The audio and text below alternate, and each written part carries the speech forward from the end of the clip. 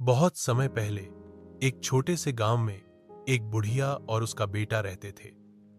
बुढ़िया का नाम रुक्मिणी था और उसका बेटा था रामू। रुक्मिणी बहुत ही समझदार और ईमानदार महिला थी, जबकि उसका बेटा रामू लापरवाह और आलसी था। वह हमेशा अपने कामों में टालमटोल करता और अपनी मां की चिंता का कारण बनता।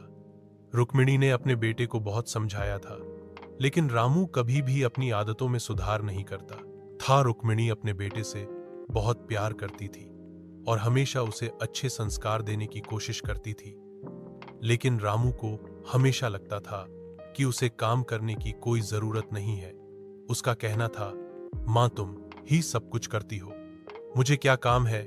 रुक्मिणी ने कई बार उसे समझाया, बेटा, जीवन में मेहनत और जिम्मेदारी बहुत महत्वपूर्ण होती है।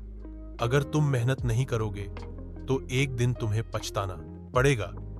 लेकिन रामू हमेशा अपनी मां की बातों को नजरअंदाज करता। वह हमेशा खेलकूद और आराम करने में व्यस्त रहता था और घर के कामों में कभी ध्यान नहीं देता। वह अपनी मां के लिए भी बहुत कम मदद करता था। एक दिन रुक्मिणी बहुत बीमार हो गई। शरीर में ताकत नहीं रही और वह बिस्तर पर लेटी रही। रामू को इस बात का कोई खास फर्क नहीं पड़ा। वह अपनी मां की देखभाल करने के बजाय अपने दोस्तों के साथ बाहर खेलने चला गया।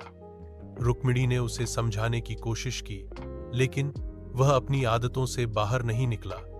रुक्मिणी सोचने लगी, मैंने उसे बहुत कुछ सिखाने की कोशिश की, लेकिन वह अपनी लापरवाही से कभी कुछ नहीं सीखेगा।